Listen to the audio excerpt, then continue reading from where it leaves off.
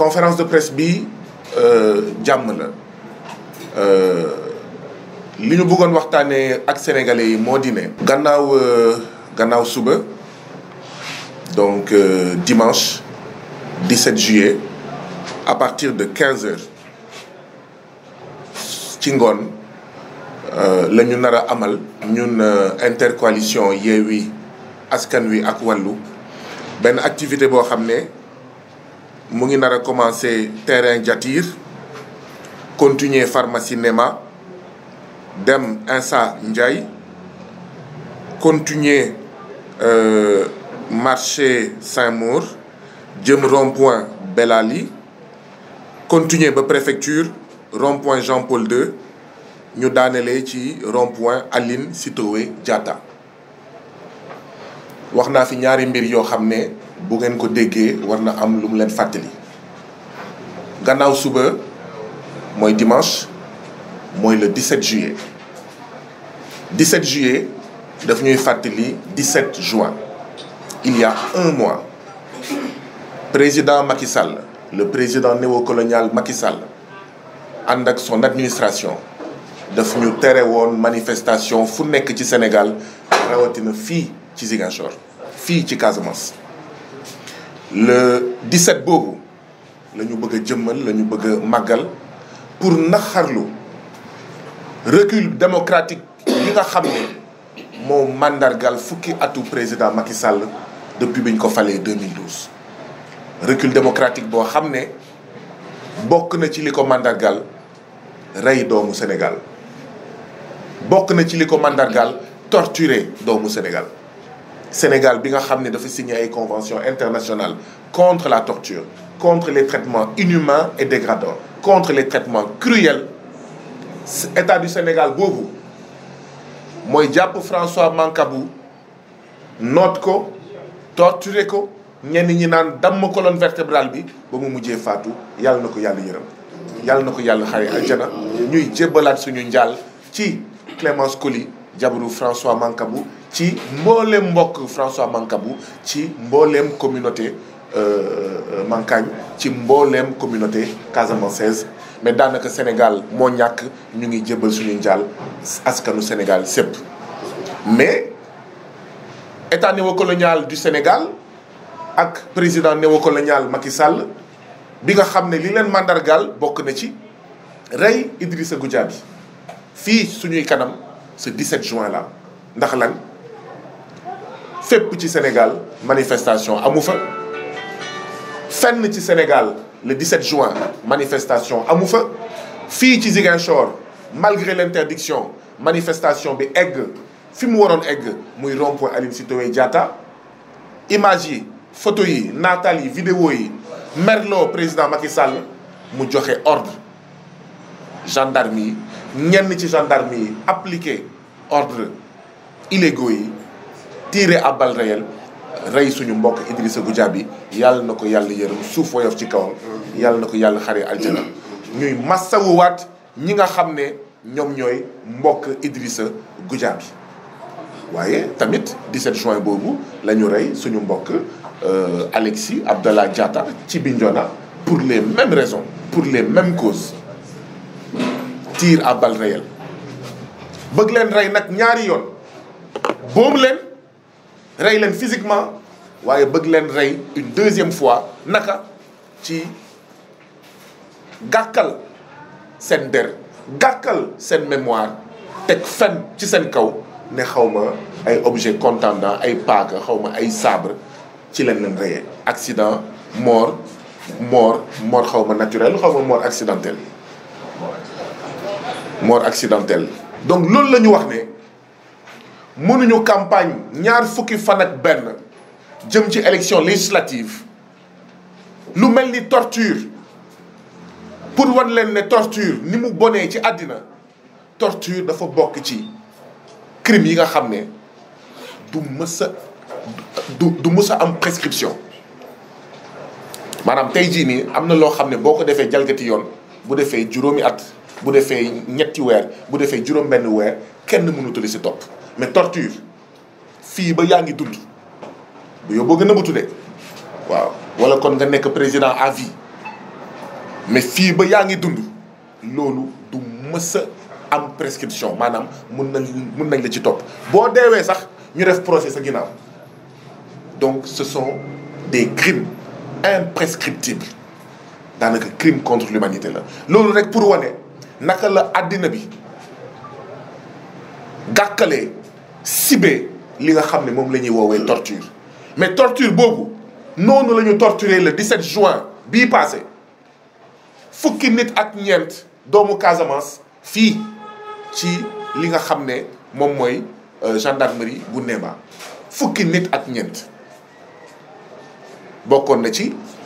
suñu mbokk suñu xarit ki nga xam ne mooy coordonné Pastef ci commune bu Enampor fii la ñu nekkoon ku nekk naan ana Rodrigue kenn xamul fu Rodrigue de mu ne may ci àddina bi disparaître ndekete waaw ñu ngi waaj a tase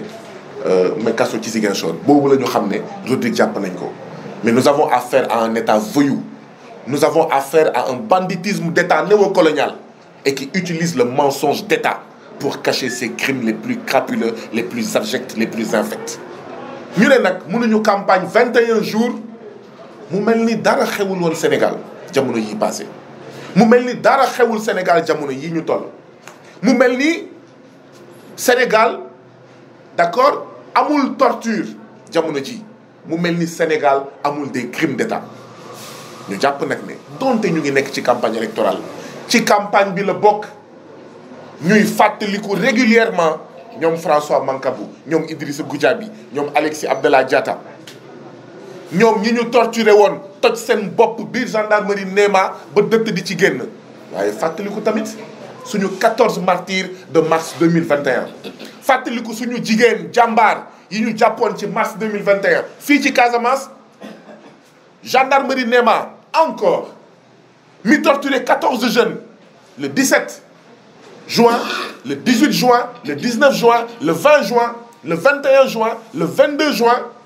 2022 defe naa le 22 wala le 23 ñu yóbbu ñu kaso pendant 5 jours ñu leen di torturer biir gendarmerie Néma toj seen bopp te kenn faju leen même gendarmerie boobu moo wat suñu ay sœur suñu ay jigéen suñu ay jabar daaw en mars 2021 lors des événements tragiques et dramatiques. Ah non, ça ne peut pas passer par perte et profit. Mënuñu continuer comme ça mais nii rien ne se passe au Sénégal. xàmmeetuñu Sénégal bi ñu nekk nous ne reconnaissons plus notre pays dama koy waxaat Alpha Blondy moo wëy les salauds ont mis le feu à mon paradis il parlait de la Côte d'Ivoire les salauds ont mis le feu à mon paradis si rien n'est fait d'autres salauds vont mettre le feu à notre Sénégal loolu la ñu wax ne en la mémoire de François Mancabou en la mémoire de Idrissa Goudiaby, en la mémoire de Alexis Abdallah Diatta, en la mémoire de nos 14 martyrs, mais également en hommage à tous ces Sénégalais qui entre daaw ak ren mais sont handicapés à vie. ñenn ñi xamuñu wala dañuy fàtte ne parmi ñi nga xam ne dañ leen gaañ daaw ndax événement mars yi mais am na par exemple koo xam ne mais bopp bi rek la mun yëngal mënul defal boppam dara lekk dañ ko koy defal leneen ak leneen loo xam ne la décence m'empêche de wax ko fii dañ ko koy defal on les connaît même pas ils sont dans l'anonymat ñu ngi dund encore xool leen handicap bu diisee noonu ay góor yàlla comme ça sa bopp rek mooy bouger sa loxo bougé wul sa tànk bougé wul tout le temps couché ils sont là on ne peut pas les oublier non ils sont une partie intégrante de notre lutte dañoo bëgg a wan Sénégalais yi moo tax le 17 juillet ñuy woo bépp doomu Casamance bépp doomu Ziguinchor ce 17 juillet là à partir de 15 heures à partir du terrain Diatir ci itinéraire bi nga xam ne dañ ñu ko illégalement et illégitimement interdire 17 juillet ñu marche ñu def suñu campagne ba rond-point Aline Sitoé Diatta ñu continuer suñu campagne bi en la mémoire de tous ces gens-là de tous ces patriotes il faut que sénégalais yi xam les victimes yi yàlla def génn ñu àddina ñu ci santé yàlla même bu fekkee am nañ traumatisme ak handicap à vie seen famille ñi nga xam ne ñoo génn àddina mais de manière atroce, de manière inhumaine, dégradante, par torture, il faut que nous sachions, on ne les oublie pas. On ne vous oublie pas. Et que, li ñuy xeex ak campagne bi ñuy def, dafa am également une part du drame et de la tragédie bi suñu askan di dund. Et que donc nekkuñu ci fête bu yóbboo ñu wax ne ci dëj permanent la ñu nekk. ndaxte am na ñoo xam ne ba tey jii nii mënuñu leen rob waaw bu ñu nekkoon ci état boo xam ne day wax dëgg sax rob nañ yàgg na Idrissa Goudiaby rob nañ yàgg na ki nga xam ne mooy suñu mbokk Alexis Abdallah Diatta. Vous imaginez depuis le 17 juin ñu ngi waajal le 17 juillet un mois ci doomu jullit ci jullit ba léegi robuñu la ndax lan des mensonges d'état. Alors dañuy wax ne la politique n'exclut pas d'avoir un cœur. La politique n'exclut pas de prendre en charge les drames et la tragédie de son peuple. La politique n'exclut pas, d'accord, d'avoir des sentiments, d'avoir des émotions. Suñu xol tooy na et on veut l'exprimer ce 17 juillet-là à partir de 15 heures. Nañu fees dell, nañu mobiliser wu. Terrain Diatir à partir de 15 heures jëm rond-point Aline Sitoé Diatta pour naxarlu li nga xam ne moom mooy pour naxarlu li nga xam ne moom mooy suñu mbokk yi nga xam ne président Macky Sall moo leen rey parce que c'est ça le mot amul kenn ku ci xaru François Mancabou ne s'est pas suicidé. C'est Macky Sall qui l'a suicidé. C'est ça la vérité. C'est le régime criminel, parce que c'est un crime du président Macky Sall qui a assassiné François Mancabou, qui a assassiné Idrissa Goudiaby, qui a assassiné Alexis Abdallah Diatta. Marche bi nag wala caravane boobu le 17 juillet comme 17 juin na ñëpp génnee seen casserole. na ñëpp génnee seen marmite waaw ça sera en plein jour yeneen concert de casserole yi mu ngi doon am guddi 20 heures 21 heures yenn saay sax nit yi xaabaabal ba minuit mais bii bëccëg nar kàmb li ñuy tëgg suñuy casserole suñuy mbana suñuy marmite suñuy kuddulouche ngir wane suñu naxar ngir wane suñu métit mais ngir wane tamit suñu rejet du président Macky Sall, de ses options politiques et de la dictature bi nga xam ne mu ngi koy bëgg a taxawal na ko sax daanaka fu mu nekk nii. am na yoo xam ne ci yeneen réew lañ ko daan dégg bugguma def stigmatisation du ma tudd seen tur waaye ñun ñëpp xam nañ réew yoo xam ne da nga doon dégg ne diw dafa disparaître nee na mëy wala diw da doon dem jëndi reer ñu jàpp ko. diw da doon jëndi ndekki ñu jàpp ko diw dafa doon romb manifestation ñu jàpp ko diw dafa déposer pour informer manifestation ñu jàpp ko wala ñii dañ doon manifester yoruñu ngànnaay yoruñu dara ñu ne en fait on a tiré à balles réelles sur eux. Donc caravane bi concert de casserole lay doon